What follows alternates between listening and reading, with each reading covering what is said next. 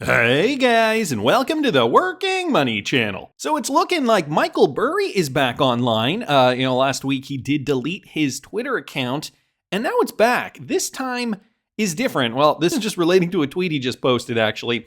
And he posts this chart here with the SPX index and the Fed L01 index just underneath it. So some people wondering, what the heck is this chart? What does it mean? Crypto T here. Can someone explain what this chart is saying? And Adam Kiesel actually gives a pretty good explanation, and unfortunately, it's not looking so good. When the Fed finally does start cutting rates, it's usually not for a good reason. It's because the economy is going down in the crapper. Too many new investors think the Fed pivot equals the market is going to go higher, when that is not actually the case. When the Fed shows up with water, it's usually because there is a fire. Robert chasing down here saying, this is actually the perfect explanation of why the Fed cutting rates isn't necessarily a good thing. Yes, it'll benefit the economy long run to get rates back lower, but the reason rates are going lower is because of a weaker economy in the first place. Seriously, great explanation. So if you guys want to read this tweet thread, there's a lot more detail down here for those of you guys trying to get a grasp on how the market is behaving, what the market is looking like, and how the Fed is reacting. Adam Kiesel down here responding, and people really need to understand what an inverted yield curve means. Short end, 6 months to 2 years, are higher on continued Fed hikes. The longer end, 10, 20, 30 years, have been coming down as recession gets priced in. The yield curve is speaking. We'd be smart to listen. And again, this is what Michael Burry did post now that his Twitter handle is back up and running. What does this mean for crypto? Crypto is not looking too terrible. Over the last month or so, we have seen that increase for Bitcoin price. We did see it as low as about 16,500, and now we're sitting at about 23,100. So the beginnings of a bull market, that is still debatable. Some people are not believing it. We have chilled out a bit in terms of price movement. Bitcoin has been basically moving sideways over the last couple of weeks or so now. So it's trading at about 23,100, bringing up the XRP chart. We're seeing the same kind of pattern. XRP did see a strong move up during January, and now it is it's looking similar to what the Bitcoin pattern is looking like, just kind of chilling, moving sideways here, forming what is looking like a bullish pennant pattern. Hopefully, we see a move to the upside soon. Right now, XRP is trading at about 40 cents, just over 40 cents, actually. So, we could see a broader picture, broader markets moving down. Let's just take a look at the S&P 500 for a second, and let's zoom out a little bit here to get a sense where the S&P is going. So, a bit of relief up here, but, market isn't necessarily poised to go higher. We could see lower lows, and in fact, this is what Michael Burry and many other analysts are predicting. Let's bring up the Dow Jones real quickly here. Same kind of pattern here on the Dow Jones, and I have a Fibonacci already here that I plotted on the Dow Jones a few weeks ago, and this is critical because the 702, usually what we see here, this is the point any market hits before we see a significant retracement to the downside, and we have not pierced the 702 yet. We're getting kind of close up here, but if we need to see more movement to the upside, we need to pierce that 702. So all eyes are on the markets. James Melville here posting this, okay, with regards to broader markets, the Great Reset, digital currency, central bank digital currency specifically. Catherine Austin Fitts recently made an appearance on Fox News, and it was kind of bleak. The reality, as the financial system gets more controlling and more invasive, it's a little bit like bringing up a corral around us. And CBDCs, central bank digital currencies, and vaccine passports or digital IDs are sort of the last shutting of the gate. It's hard for many people to imagine the risks here because we're so used to living with financial transaction freedom, and we don't understand that when this gate closes on us, we literally will be sitting in a system where the central banks believe that our assets belong to them, and they can dictate where we can spend money and what we can spend money on. The important thing to understand is central bank digital currencies are not currencies. It's a financial transaction control grid, and it gives the ability for the central bankers, and they've said this publicly, the ability to not only set the rules centrally, but enforce the rules centrally. If you don't behave, you can have your money turned off. So if you've enjoyed liberty, it's very hard to perceive this iceberg before you hit it. And that's why it's so important, and I commend you for talking about CBDCs. We need to not let the propaganda persuade us that, one, this is convenient, or two, that we need this, or three, not only the dangers of CBDCs, but the opportunities if we start to reverse financial tyranny. Wise words from Catherine Austin Fitts. If you guys do not know who Catherine Austin Fitts is, I've done a few videos with regards to her opinions on global markets specifically. In the past, she has even made comments about XRP being part of a new financial system. I'll see if I can find an older video and I'll link it up here in the top right-hand corner. When Catherine Austin Fitts speaks about the dangers of a CBDC, you better listen. She has been warning of the dangers of central bank digital currencies for a while now. This coming from Essex Carpangler here on Twitter. I do not disagree. I mean, this is the kind of news we're getting out of the UK. For example, NatWest is taking a pretty hard line on cryptocurrency. So this just came out within the last day. NatWest, we've been taking a pretty hard line on crypto. This is a bank, a big bank out of the UK. Alison Rose, the head of NatWest Bank, says her bank is preventing customers from investing in crypto assets as part of a crackdown on fraud. So notice how they're framing it as we need to protect the public, the end user, because of potential fraud. I mean, this is the most ridiculous excuse I've heard in my life.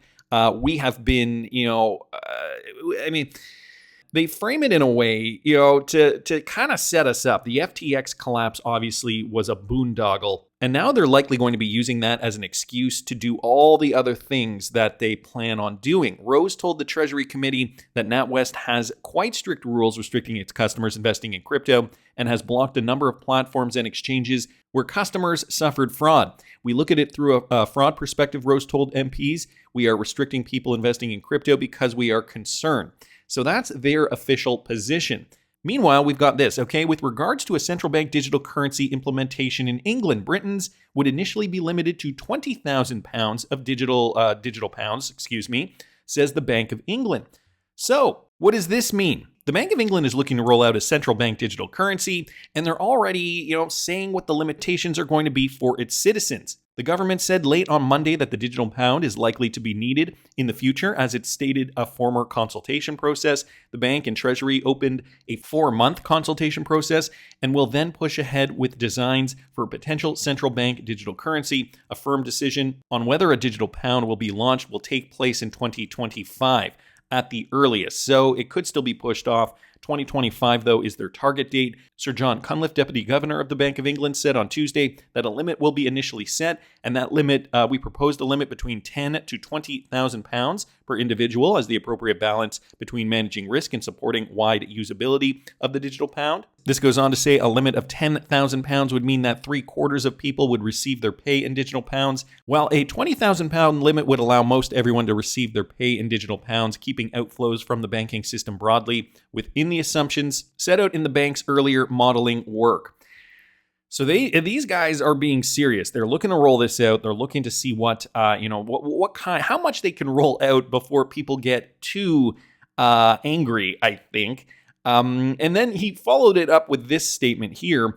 He said, I want to be clear that the government is legislating to protect access to cash and ensuring that the UK's cash infrastructure remains sustainable long term. Yeah, right. That's what they're saying now, but that could change at any moment. I mean, I don't put it past these guys to pull a bait and switch. So guys, just be careful. Of course, none of us, I don't think, have had to accept a central bank digital currency, at least not at this moment in time. There are very few countries that have already implemented this.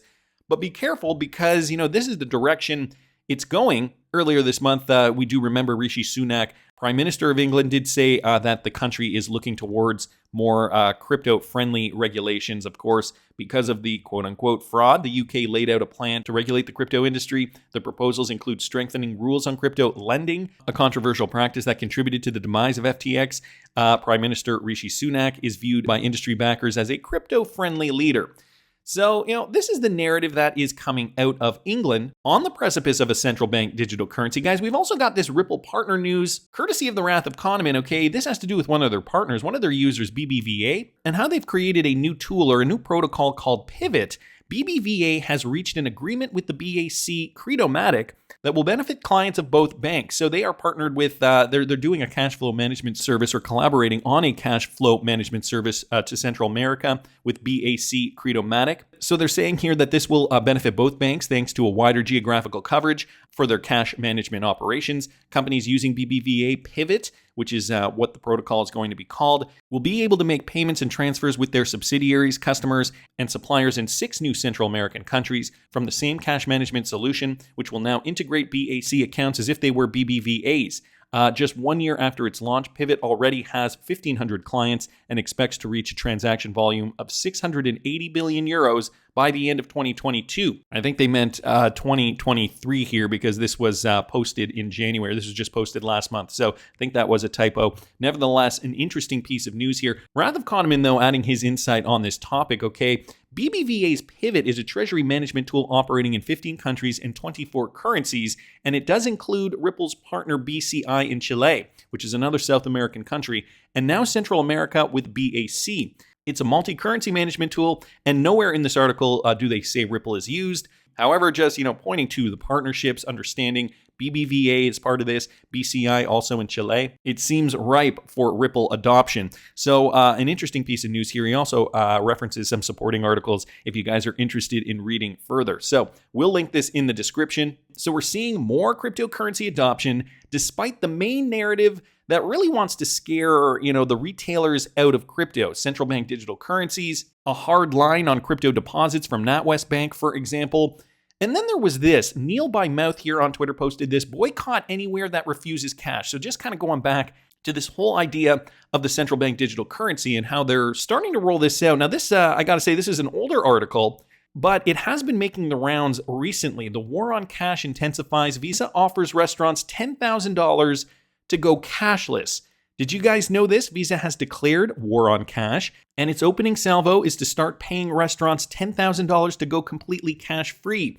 Now, again, this was from 2017, but what that tells me is that this plan has been in the works for quite some time. The credit card giant this week is announcing a plan to hand out thousands of dollars to up to 50 small food and restaurant vendors if they agree to stop taking cash. Visa will also upgrade the restaurant's checkout terminals so they can accept contactless payments like Apple Pay and invest in some of the store's marketing costs. When you pay at one of these stores, you would only be able to do so with a credit card or debit card or via mobile payment. The program participants will be picked from an online application that starts in August. So again, from a few years ago, I don't know if this has been reignited because this has been making the rounds recently. I don't know if it's just because people didn't see the date on there. Nevertheless, I do think now it is more relevant than ever because of where we are moving, guys, because of where we are heading. I also happen to see this by Nick Carter, okay? So along these same lines, I don't want to alarm, but since the turn of the year, a new Operation Choke Point type operation began targeting the crypto space in the United States. What the heck is Operation Choke Point? It is a well-coordinated effort to marginalize the industry and cut off its connectivity to the banking system, and it is working. So guys, is the US trying to cut off its residents from getting into cryptocurrency? He continues down here, piece with a summary of what's going on coming soon. Tether and offshore havens. More pro-crypto jurisdictions will be the winners here. US will be considered a loser. And Pigeon down here asking, referring to Binance plus Signature Bank or something else? Nick responding, it's a coordinated pattern of activity between the Fed regional banks, other bank regulators, and the White House, all designed to stifle the crypto space and starve it from banking access. I haven't had any problems with my on-ramps or off-ramps, says Chain XBT. And Nick Carter responding, not yet, but they want to make it much more difficult to on and off ramp. If they succeed, no bank will be willing to touch the space. So this has been one of probably the biggest, I think one of the things we as retail holders should be worried about the most. The choke points, the on-ramps, the off-ramps. I mean, sure, if we got a lot of cryptocurrency, and sure, when the bull market occurs, our crypto is going to be worth more.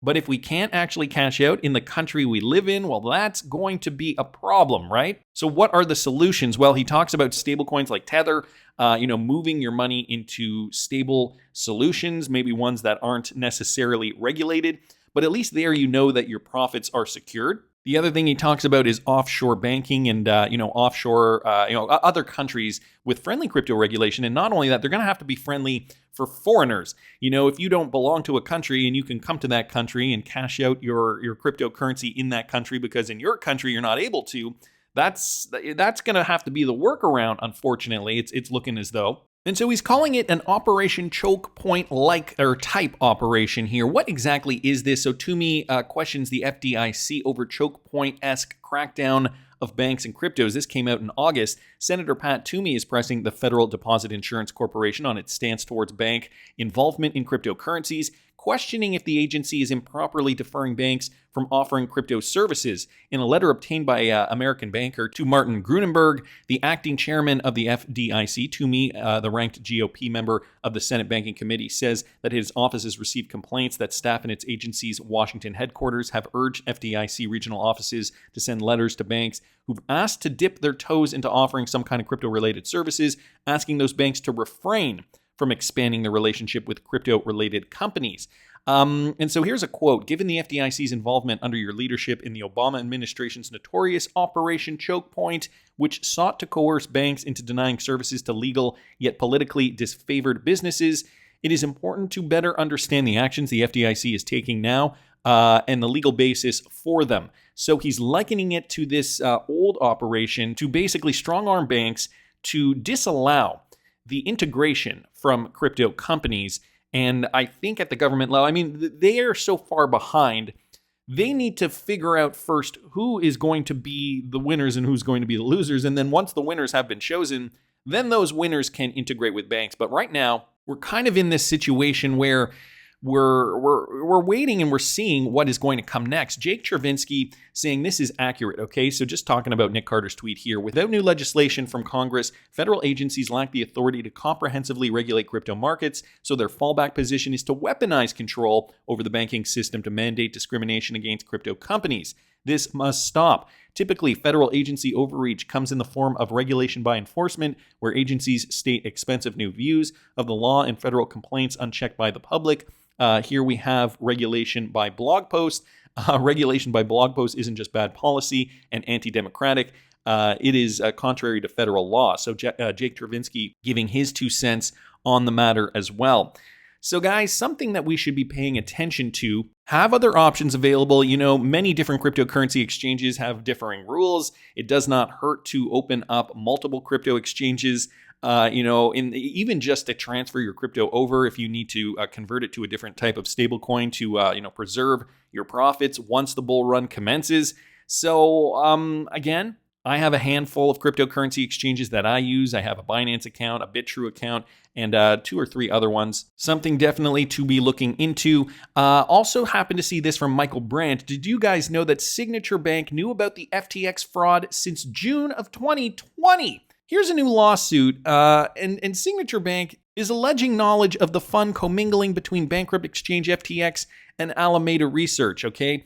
This is Statistica Capital. They filed the lawsuit because they realized that Signature Bank and FTX had a relationship that was kind of questionable. Statistica alleges that against its evidence, Signature Bank sent money intended for FTX to Alameda's bank accounts using its Signet payment network starting in June of 2020. Signet, a permissioned blockchain network, enables round-the-clock money transfers through the minting and burning ERC-20 compliant Signet tokens. So more things, guys, more red flags here with regards to the FTX story and their relationship with Signature Bank specifically. Not going to get into this in a lot of detail, but I just wanted to thank Michael Branch for posting that. If you guys are interested, I will link it in the description. All things that we're navigating now in 2023, in amongst the backdrop of a bearish market.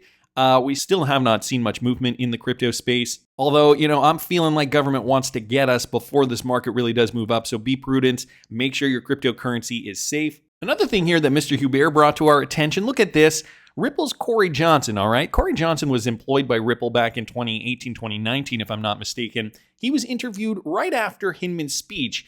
And even at that time, Corey Johnson believed that XRP was not a security based on the Hinman speech itself. Listen to this. Let's end on this. I'm sure we'll ask a lot of our guests today for their reaction. We just saw an SEC official say that the SEC believes that Ether, at least for one, we want to know about other currencies as well. You guys are breaking news. Yeah, that's it. Not a security, says the SEC. What is your take on that?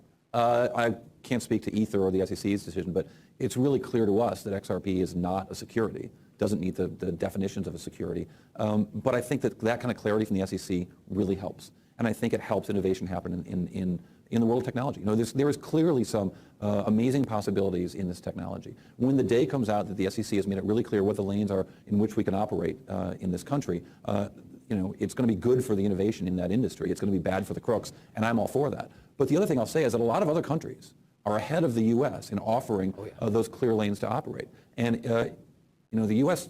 Was able to create a free and open internet by setting some sort of saying, we're going to stay out of the way, illegal activity is illegal activity, but we're going to make sure you've got some clear lanes to develop this technology. And as a result, the U.S. is the leader in technology in the world. Well, this is the next wave of technology. And there are other countries that recognize this really clearly, and they are offering those white lanes. And the economy, because of the internet, is more global than it has ever been. Entrepreneurs can pick up, get in a plane, and go take their business and take their venture capital investment and build a company in Switzerland or build a company in Singapore. And those countries are strongly encouraging that. I would like to see it happen here in the U.S., and I would like to see the U.S. Help that the good technologies happen and the crooks go away. And I think that the SEC is doing that. I was really encouraged to hear what I heard this morning. But let's go, guys. It's time to go. The world's not waiting for this. Let's go. All right, can we have a round of applause for Corey? Thank you. Thank you. So Corey Johnson here, a stand-up guy. He was really good for Ripple. At the time he was working with Ripple, he yielded some positive results. So in this clip, you could hear him expressing his relief at saying that Hinman's speech can only mean XRP is not a security either. Explain to me why Clayton and Hinman waited until the very last day of their tenure to crush Ripple and XRP. By the way, the guy interviewing Corey is Dan Roberts from Decrypt, which is owned by Consensus as a matter of interest here. And just to remind you again, Clayton's employer is the law firm of Joseph Lubin and Consensus, and Hinman's employer is a member of the Enterprise Ethereum Alliance, and both work for multi-billion-dollar investors in Ethereum today. Yes, pure coincidence. So that got me wondering. Then I happened to see this from Wheezy at Nerd Nation Unboxed. Now, I know there's been some contention about the buyback. Skeptics wondering, is this a real thing? Is this not a real thing? Are there ulterior motives? Are there scammers? Are there grifters? Am I going to get $122,000 for every XRP that I hold? Or more, maybe? All these questions just circling in our heads. Well, in October of 2021, when the whole XRP buyback thing was going on, Val Hill launched 10 NFTs named Buen Viaggi. It was considered the first NFT STO for SNFT in history. And below, guys, are the entities involved. Now, Nerd Nation Unboxed has just given us the pure facts here, so we kind of have to speculate a little bit if you guys do see some connections here. Here's what they are: eToro Securities, Airwire, NIX, and Zuber Lawler. These were the 4 entities involved. During this time, Val Hill launched these 10 NFTs. So eToro Securities and INX partnered to drop these 10 NFTs. eToro acted as a broker-dealer and runs a node on the Ethereum-based Polymath platform. INX is considered the first SEC-approved platform to offer an STO. The INX IPO was on the Ethereum blockchain. Okay, so we got a couple of Ethereum connections here. TokenSoft, who launched a Web3 platform, was an INX transfer agent and acquired by INX. The CFO of INX is former Galaxy Digital veteran Renata Zakota. Galaxy Digital. INX has submitted a bid for Voyager's bankruptcy assets. Airwire launched their Wire token as an ERC20 token. They programmed and minted the Val Hill NFTs. And Zuber Lawler, who is currently representing issuers of assets subject to FTX bankruptcy, was the legal counsel to the issuer. So Wheezy at Nerd Nation Unboxed just pointing out some of the facts as he's stating here. You make your own conclusions.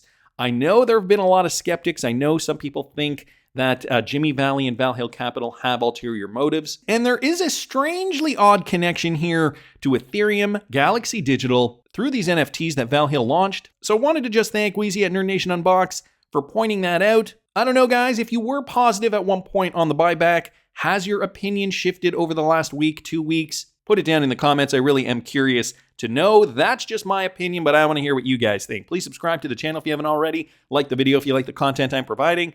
I always love hearing your comments. See you in the next one, guys.